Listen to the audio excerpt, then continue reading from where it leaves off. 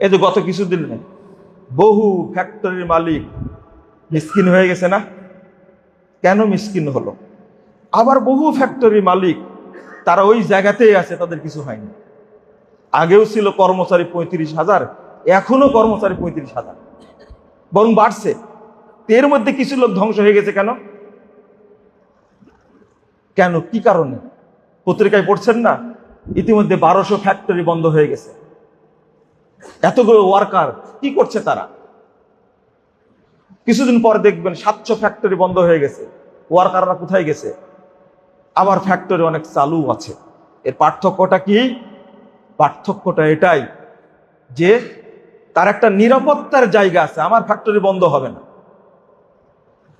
বুকে বল কত, ফ্যাক্টরি বন্ধ হবে না। কেন বন্ধ হবে না? আমি আল্লাহকে কোনোদিন ফাঁকি দেই না। আমার যা আসে 3 ভাগে ভাগ করি। 1 ভাগ আমি ফ্যাক্টরির লোকদের জন্য রেখে দিই, 1 ভাগ দরিদ্রের জন্য, আর 1 ভাগ আমি রেখে দিই। আমাকে আল্লাহ ঠকাবে কেন? কি সাহস, চিন্তা করতে পারছেন? বলই আলাদা। এবং রাসূল সাল্লাল্লাহু আলাইহি ওয়াসাল্লাম বলেছেন সেটাই। কারো জমিতে পানি হয় না। পানি হলে কারো জমিতে? লোকটা এসে জিজ্ঞেস করলো, মেঘ ডাকলো, মেঘ এসে শুধু তোমার জমিতে পানি হলো। আর আরেকটা বিস্ময়কর ব্যাপার হলো, তুমি আগেই কিন্তু কুদাল নিয়ে এসে বসেছিলে, কারণটা কি? সহিহ মুসলিমের হাদিস। রাসূল সাল্লাল্লাহু আলাইহি ওয়াসাল্লাম বলছেন যে জমির মালিক আগে থেকে কুদাল নিয়ে এসে বসে আছে। জিজ্ঞেস করে, তুমি কুদাল নিয়ে এসে বসে আছো কেন? বলছে যে আমার বিশ্বাস এই সময় পানির দরকার, পানি হবে, আমি তো ফসল লাগাবো, এই জন্য কুদাল নিয়ে এসে আগেই বসে আছে। আল্লাহ মেঘ দিয়েছেন, বৃষ্টিও দিয়েছেন, পানি যে যে জায়গায় দরকার আমি কুদাল দিয়ে সেই পানিগুলো সেই জায়গায় পৌঁছে দিয়েছি, এটা আমার দায়িত্ব। আর কারো জমিতে পানি হয়নি। এটাই তো দলিল একটা, যে স্পেশালি আল্লাহ রাব্বুল আলামিন কি করেন? রহমত দান করেন। জিজ্ঞেস করলো কারণটা কি বলতো? আমি 3টা ভাগে ভাগ করি। কয়টা ভাগে? 3টা ভাগে ভাগ করি। 1 ভাগ আমার নিজের জন্য, 1 ভাগ জমিতে লাগাই, আর 1 ভাগ কি দরিদ্রদেরকে দিয়ে দিই।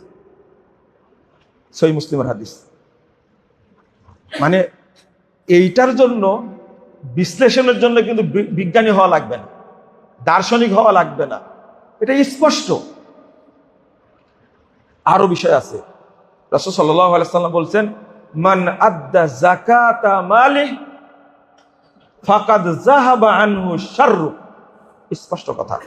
যে ব্যক্তি তার সম্পদের যাকাত বের করে দিল, তার সম্পদের মধ্যে যত অকল্যাণ আছে সবই বেরিয়ে গেল, পরিষ্কার হয়ে গেল।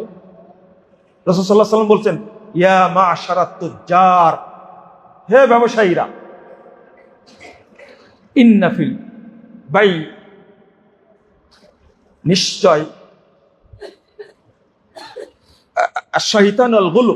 আল্লাহ রাসূল সাল্লাল্লাহু আলাইহি ওয়াসাল্লাম বলছেন, হে ব্যবসায়ীরা, তোমাদের ব্যবসার মধ্যে শয়তান লুকায় থাকে, আর এমন অকল্যাণ লুকিয়ে থাকে যে ব্যবসাকে নষ্ট করে।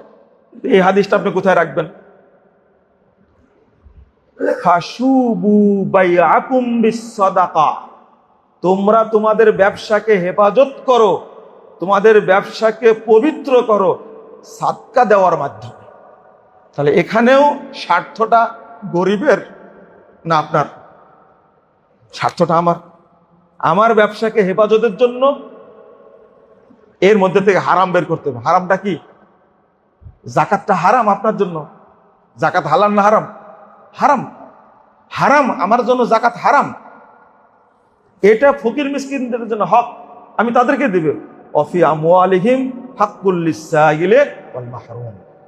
তাহলে এখানেও আপনার দায়িত্ব, আপনাকে বাঁচতে হবে। 4, মুহাম্মদুর রাসূলুল্লাহ সাল্লাল্লাহু আলাইহি ওয়াসাল্লাম বলছেন, কাম মিন জারিন মুআল্লাকিন বিজারিহি। কাল কিয়ামতের মাঠে প্রায় পরশী, অধিকাংশ পরশী তার অপর পরশীর কারণে বন্দী হয়ে থাকবে। আমি আপনার পরশী, আপনার কারণে আমাকে আল্লাহ আটক করে রাখবেন। কাম মিন জারিন মুআল্লাকিন বিজারিহি, পরশীর কারণে সে বন্দি অবস্থায় থাকবে, আল্লাহ তাকে বন্দি করে রাখবে।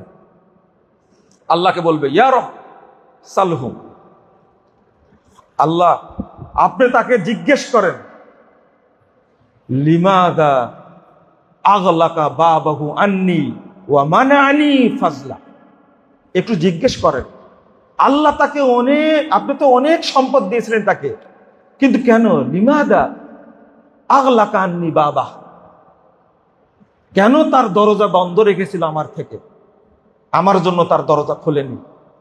ওয়া মানানি ফাজলা, এবং কেন সে তার অতিরিক্তটা থেকে আমাকে দেয়নি, আমি তো তারটা চাইনি, কিন্তু যা অতিরিক্ত হয়েছে তার প্রয়োজন ছিল না সেটাও আমাকে দেয়নি। আপনি তাকে জিজ্ঞেস করুন। এখানেও প্রয়োজন নিজের গরজে কি করা, সহযোগিতা করা। কাল কিয়ামতের মাঠে যেন আল্লাহ আমাকে আটক করে না রাখে। রাসূলুল্লাহ সাল্লাল্লাহু আলাইহি ওয়াসাল্লাম বলছেন লিকুল্লিন ওদন, কাল কিয়ামতের মাঠে প্রত্যেক ব্যক্তির জন্য, যারা প্রভাবশালী, শিল্পপতি, ধনাঢ্য ব্যক্তি, তাদের জন্য বিশাল গিরিপথ থাকবে। ওরা গিরিপথ অতিক্রম করতে হলে আল্লাহ রাসূল সাল্লাল্লাহু আলাইহি ওয়াসাল্লাম বলছেন আকসারুন নাস, অধিকাংশ মানুষ এই গিরিপথ অতিক্রম করতে পারবে না। কারণ ওই গিরিপথটা অতিক্রম করে জান্নাত, এটা বোঝানো হয়েছে পুলসিরাত, এটা অতিক্রম করে জান্নাতে যেতে হলে ওই ব্যক্তির সম্পদ থেকে ব্যয় করেই যেতে হবে। ওই গিরিপথ অতিক্রম আমরা করতে পারবো না। বাস কিয়ামতের মাঠে মুহাম্মদ রাসূলুল্লাহ সাল্লাল্লাহু আলাইহি ওয়াসাল্লাম নিজেই বলছেন, আল্লাহ নিজেই বাদী হবেন, বান্দাকে বলবেন ইয়া ইবনে আদম ইন্নী মারিস্তু ফালাম তাউদনি, এই আদমের বাচ্চা, এই আদম সন্তান, আমি অসুস্থ ছিলাম, তুমি আমার সেবা করো। আপনি যাবেন কোথায়? আল্লাহ যদি বাদী হয় আপনার জন্য, আমার জন্য, এটা একটু বন্ধ করে দিলে, আল্লাহ যদি বাদী হন তখন আপনার সহযোগী কি হবেন? আল্লাহ বাদী হলে আল্লাহ নবী সুপারিশ করবেন? কোন নবী সুপারিশ করবেন? ফেরেশতা? ইন্নী মারিস্তু ফালাম তাউদনি, বান্দা আমি অসুস্থ ছিলাম, তুমি সেবা করনি। তখন বান্দা বলবে কাইফা আউদুক ওয়া আনতা রব্বুল আলামিন। ওই যে কবিতাটা পড়েননি, হাসরের দিন বলিবেন খোদা, হে আদম সন্তান তুমি মোরে সেবা করনি, জবে সিনু অজ্ঞান। পড়েছেন তো আপনারা, ভুলে গেছেন? এটা কিন্তু ওই হাদিসের অনুবাদ। আমি তো অসুস্থ ছিলাম, তোমাকে সেবা করনি কেন? আল্লাহ বলবেন। আর বান্দা বলবে তুমি তো রব্বুল আলামিন, তোমাকে কেমনে আমি দেখাশোনা করব? তুমি অসুস্থ ছিলে। আল্লাহ বলবেন ওই যে আমার বান্দা অসুস্থ ছিল, সেদিন যদি তুমি তার পাশে থাকতে তাহলে আমি আজকে তোমার পাশে থাকতাম। কাউকে আল্লাহ বলবেন ইন্নী ইসতামতাতুক ইয়া ইবনে আদম, হে আদম সন্তান আমি তোমার কাছে খাবার চেয়েছিলাম, ফালাম তো এমনি, তুমি খাবার দাওনি। একই কথা বলবে, আমি আপনাকে খাওয়াবো কি, আপনার রব। একই কথা বলবেন অমুক বান্দা না খেয়েছিল। আল্লাহ কাউকে বলবেন ইন্নিস্তাইস কাইতুক, বান্দা আমি তোমার কাছে পানি চেয়েছিলাম, তুমি আমাকে পানি পান করাওনি। এই যে অভিযোগগুলো, তাহলে একজন অসহায়, ক্ষুধার্ত, পীড়িত, বিধবা, মিসকিনের সরাসরি অভিভাবক কে? আল্লাহ। ওই বান্দার পক্ষ থেকে বাদী হচ্ছেন কে? আল্লাহ নিজেই। তুমি আমাকে খাবার দাওনি। আমরা এই হাদিসগুলো ভুলে যাই। আমরা এই চিত্রগুলো ভুলে যাই, কাল কিয়ামতের মাঠে আমরা কিভাবে আল্লাহর সামনে কথা বলবো, জবাব দিব কিভাবে? জবাব ছাড়াই যদি জান্নাতে যেতে চাই, তাহলে দুনিয়াতে আমাকে ওই চিন্তা করতে হবে, আল্লাহ আমাকে কিয়ামতের মাঠে আটকাবেন না, আমি জান্নাতে যেতে পারবো। এই নিশ্চয়তা আপনার মনে থেকেই দুনিয়া থেকে বিদায় নিতে হবে। আজকে দেখছেন না পানির জন্য হাহাকার। আপনারা যারা বন্যা এলাকায় যাননি, তারা কিন্তু এই প্যাড়াটা বুঝবেন না। বিভিন্ন সময় আমাদের যাওয়ার সুযোগ হয়েছে, পানির কথা কেন এসেছে। কোন কোন এলাকায়, যেমন আমাদের রাজশাহী এলাকায় 1-1.5 মাস টিউবওয়েলে পানি উঠে না, সারা বছর উঠে, খরার টাইমে পানি উঠে না। 1-1.5 মাস অন্য পার্শ্বের টিউবওয়েলে উঠে পানি, ওখান থেকে পানি নিয়ে আসা তার জন্য কত কষ্টকর। আগে তো একটা টিউবওয়েল ছিল এক পাড়াতে, তো পাড়াই ছিল না, মসজিদে ছিল, মানুষ সবাই সে পানি খেত, এটা আমরা নিজেরাই দেখেছি। কিন্তু এখন ওই 1.5 মাসের জন্য পানি নিয়ে আসা তার কাছে কষ্টকর। পানি কত জরুরি। আর যে এলাকায় পানি সব একাকার হয়ে গেছে, সে এলাকার পানি কোথায় থেকে পাবে? চিরজীবন এই পানির ফজিলত থেকেই যাবে।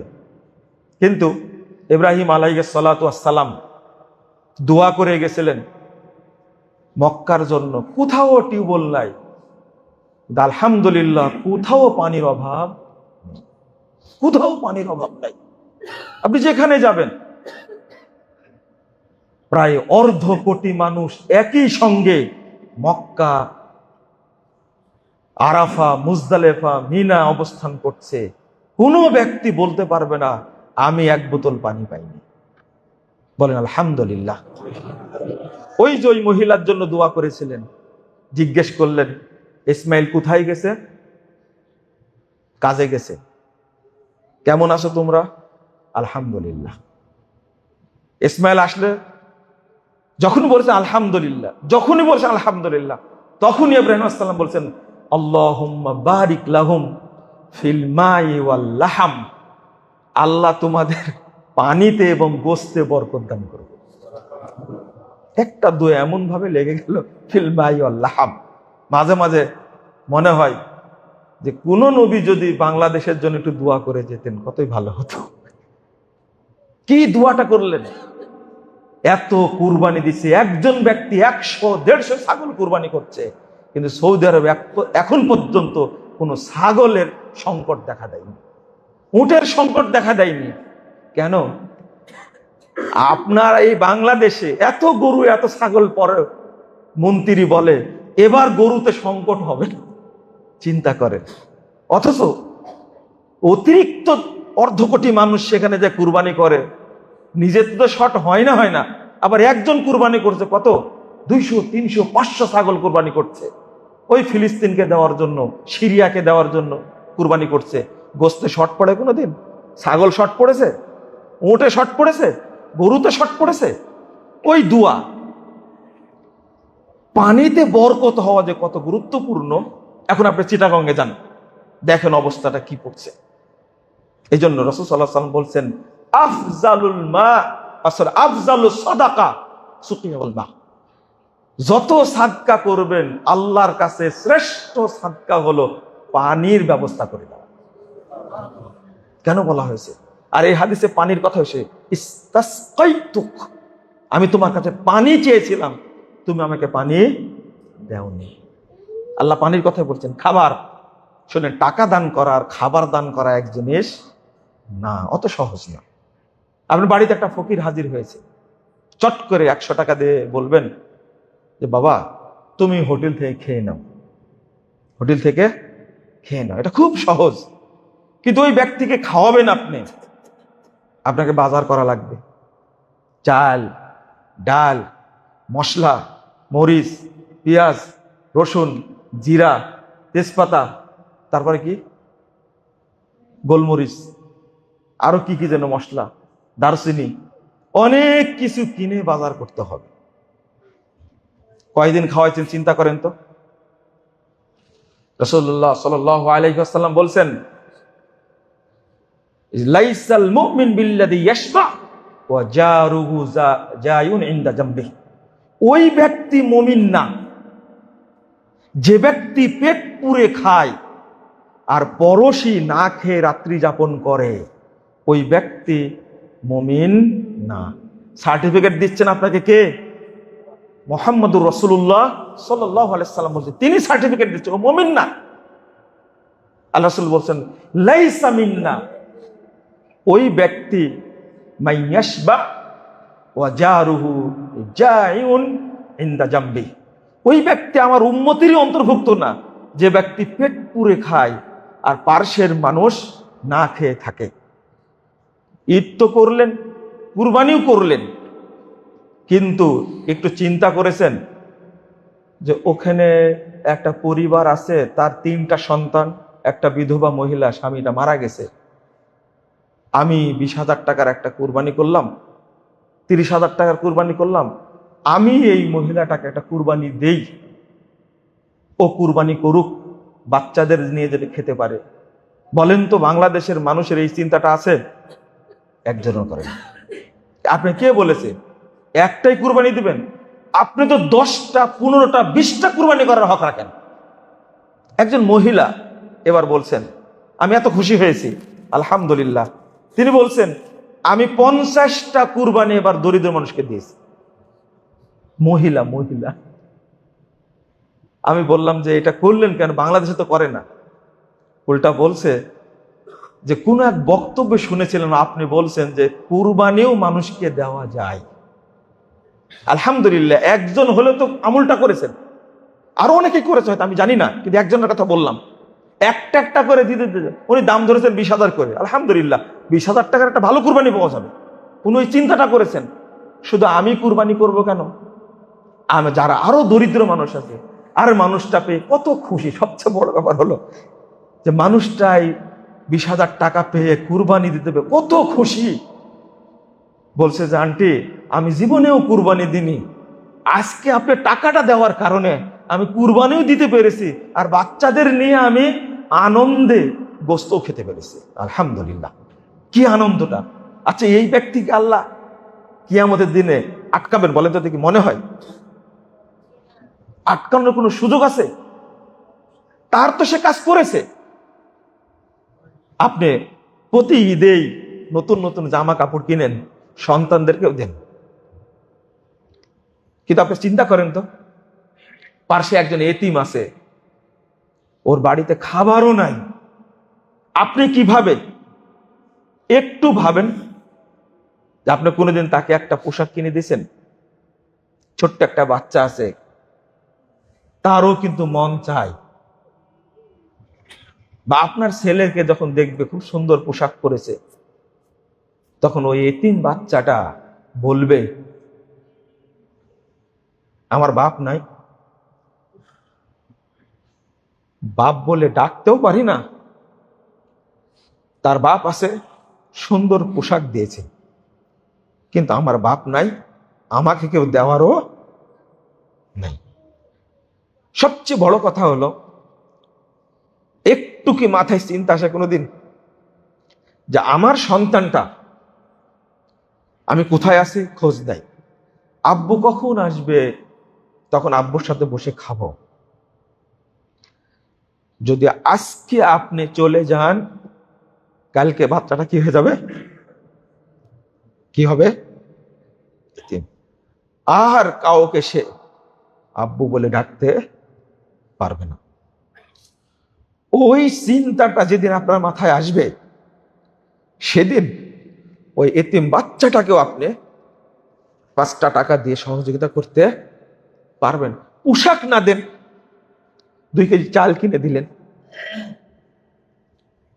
অন্তত ফিল করলেন, আপনি একটু চিন্তাটা করলেন যে আমার বাচ্চাগুলো এতিম হয়ে যাবে যদি আজকে আমার কিনে নেই, আল্লাহ নিয়ে নেই না, এতিম কোনোদিন হবেন না আপনি, ফাইনাল হয়ে গেছে কি? এই জন্য রাসূলুল্লাহ সাল্লাল্লাহু আলাইহি সাল্লাম দোয়া করতেন, আল্লাহুম্মা আহিনি মিসকিনান ওয়া ওয়া আমিতনি মিসকিনান ওয়াহশুরনি মিসকিনান ইয়াউমাল কিয়ামাতি ফি জুমরাতিল মাসাকিন। হে আল্লাহ, তুমি আমাকে জীবিত রাখো মিসকিন অবস্থায়, আমাকে মৃত্যু দান করো মিসকিন অবস্থায়, আর কাল কিয়ামতের মাঠে মিসকিনদের দলে আমাকে হাসুর পাড়ায় দিও। মা আয়েশা বলছেন, লিমাযা তাকুল ইয়া রাসূলুল্লাহ, এমনি দরিদ্র মানুষ, এরপরে আপনি এই দোয়া করেন কেন? মিসকিন অবস্থায় বেঁচে থাকি, মিসকিন অবস্থায় মৃত্যুদান, আমরা যেন মৃত্যু হয়, এই দোয়া করেন কেন? আল্লাহ রাসূল সাল্লাল্লাহু আলাইহি ওয়াসাল্লাম বলছেন, আয়েশা শোনো, ইয়াদখুলুল জান্নাহ ফুকারাউল মুমিনিন বিখামসিমিয়াতি আমিন। আয়েশা, আমি দোয়া কেন করি? কাল কিয়ামতের মাঠে দেখবা এই দরিদ্র মুমিনরা 500 বছর আগেই জান্নাতে চলে যাবে। বিখামসিমিয়াতি আমিন, জান্নাতে ঢুকবে 500 বছর আগে। আর আল্লাহর নবী প্রথম জান্নাত উদ্বোধন করবেন। আমি এই জন্য দোয়া করি আমি যেন মিসকিন অবস্থায় থাকি, কারণ মিসকিনদের মর্যাদা অনেক বেশি। এরপরে আল্লাহ রাসূল বলছেন, ইয়া আয়েশা লা তারুদ্দিল ফুকারা মিসকিনান, তুমি মিসকিনকে ফেরত দিয়ে নাও, ওয়ালাউ বিশিক্কি তামরাতিন, খেজুরের একটা টুকরা হলেও, একটা খেজুর না, একটা খেজুরকে একটা ভাগ করো, করে একটা ভাগ দাও। ওয়াহিব্বিহিম, তুমি তাদেরকে ভালোবাসো। ওয়াকররিবিহিম, তুমি তাদের কাছাকাছি থাকো। এরপরে বলছেন, ফায়ুকাররিবুকিল্লাহু ইয়াউমাল কিয়ামাহ, তুমি যদি মিসকিনদের কাছে থাকো, আল্লাহ রব্বুল আলামিন কাল কিয়ামতের মাঠে তোমাকে তার পাশে রাখবেন। তাহলে মিসকিনদের সাথে থাকলে জান্নাত। 1702 নম্বর হাদিস তিরমিজির মধ্যে এসেছে, রাসূলুল্লাহ সাল্লাল্লাহু আলাইহি ওয়াসাল্লাম বলছেন, ইবগুনি দুআফাকুম, তোমাদের দরিদ্র ব্যক্তিদেরকে আমার কাছে নিয়ে আসো। ফাইন্নামা তুরযাকুনা ওয়া তুনসারুনা বিদুআফাইকুম, কারণ ওই দরিদ্র অসহায় পীড়িত বিধবা এতিম মিসকিনদের কারণেই আল্লাহ তোমাদেরকে রুজি দান করে। ফাইন্নামা তুরযাকুন ওয়া তুনসারুনা বিদুআফাইকুম, এবং তোমাদের উপরে আল্লাহর পক্ষ থেকে সাহায্য আসে তাদের কারণে। মানে আমরা খুব বড়াই করি, তা আমরা উপার্জন করেছি, অথচ রাসূল সাল্লাল্লাহু আলাইহি ওয়াসাল্লাম বলছেন আমাদের রুজি দেওয়া হয়েছে, টাকা পয়সা দেওয়াই হয়েছে, ওসিলা কারা? ওই দরিদ্র মিসকিন অসহায় ব্যক্তিরা, তাদের কারণে। তুরযাকুনা ওয়া তুনসারুনা বিদুআফাইকুম, যত সাহায্য আসে তাদের কারণে আসে। শুধু তাই নয়, তাদের কারণে আমাদের দোয়াও কবুল হয়। নাসাইর হাদিস, আল্লাহ রাসূল সাল্লাল্লাহু আলাইহি ওয়াসাল্লাম বলছেন, একজন অসহায় মানুষকে, যেমন আল্লাহ রাসূল যুদ্ধে যাওয়ার সময় খুঁজে খুঁজে বের করতেন অসহায় কারা আছে, যেন যুদ্ধে জয়লাভ করা যায়, তাদের দোয়ায় আল্লাহ রাসূল তাদেরকে সাদাকা দিয়ে তারপরে যুদ্ধে অংশগ্রহণ করতেন। মানে তাদের দোয়া কবুল হয়। এখানে ছোট্ট একটা কথা বলে দিই, যাদের বাসায় অনেক প্রতিবন্ধী অসুস্থ মানুষ আছে না, হাত পা মানে কথা বলতে পারে না, হাত পা সোজা করতে পারে না, বা কানে শুনে না, অনেকে আছে না, অনেক বাড়িতে আছে, কিন্তু এই সবগুলো হলো আয়াতুম মিন আয়াতিল্লাহ, এগুলো সব কিন্তু আল্লাহর নিদর্শন। খবরদার কোনোদিন তাদের উপরে বিরক্ত হবেন না। এইটাই হলো আপনার জান্নাতে যাওয়ার ওসিলা। এতে তো পাপ নাই, প্রথমত পাপ নাই, কিছু নিজে বুঝেও না, পড়ে আছে। আমাদের এক ভাইয়ের, তার বয়স প্রায় 36-37 বছর, 38 বছর, মাটাও মারা গেছে। আমি জানাজা পড়ানোর পরে খুব কষ্ট পাচ্ছিলাম, এতদিন মা ছিল, দেখতো বাচ্চাটাকে, হাত পাও ঠিক না, আঁকা বাঁকা, বসতেও পারে না, চলতেও পারে না, বলতেও পারে না, তবে শুনে এবং বুঝে, এতটুকু বলতে পারে না। একে দেখবে কে? এটা কষ্টকর না? অনেক কষ্টকর। আহারে, মনটা মনে হচ্ছিল এই বাচ্চাটাকে দেখার কেউ থাকবে না, কিন্তু আলহামদুলিল্লাহ বাকি 5টা ভাই এবং তাদের সন্তানরা তাকে, এই চাচাটাকে এতই আদর যত্ন করে রাখে, মায়ের চেয়ে এখন তার ভাতিজাদের পক্ষ থেকে বেশি আদর পাচ্ছে। আলহামদুলিল্লাহ, আল্লাহ ব্যবস্থা করে দেন। খাওয়া দাওয়া বিছানায়, পেশাব পায়খানা বিছানায়। আমি বলি এরা সবাই আল্লাহর নিদর্শন, বরং তাকে সহযোগিতা করবেন, আল্লাহ আপনার দোয়া কবুল করবেন। এটাই হাদিস, দোয়া ভাই কম। অতএব আপনারা বিরক্ত হবেন না তাদের প্রতি। বন্ধুরা আমার, আমি শেষে আপনাদের কাছে বলতে চেয়েছিলাম যে কখনো দরিদ্রদেরকে ভুলে থাকবেন না, স্মরণ রাখবেন, তাদের পাশে থাকবেন, সহযোগিতা করবেন। আপনাকে তো বলা হয়নি সব দেন। এই জন্য নবী রাসূলদের কোনো সম্পদ তারা রেখে যাননি, খলিফাদের কোনো সম্পদ তারা রেখে যাননি। সবচেয়ে ধনী মানুষ ছিলেন খলিফাদের মধ্যে কে? ভুল ভুল সবচেয়ে বেশি সম্পদের অধিকারী ছিলেন আবু বকর রাদিয়াল্লাহু আনহু। সবচেয়ে বেশি সম্পদ ছিল, কিন্তু সেই বয়সে কিছু ছিল? সব আল্লাহ রাস্তায় দিয়ে চলে গেছেন। এই জন্য তো জান্নাতের প্রত্যেকটা দরজা তাকেই ডাকবে, আমাকে ডাকবে না, আপনাকে ডাকবে। তার পিছনে কারণ আছে। আমি আরেকটা কথা বলছি, সালাত সিয়াম আদায় করে জান্নাত পাবেন, একটু চিন্তা করেন তো।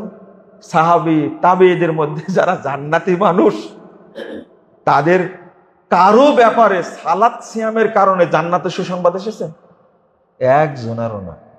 এক হাদিসে আসছে 10 জন সাহাবীর কথা।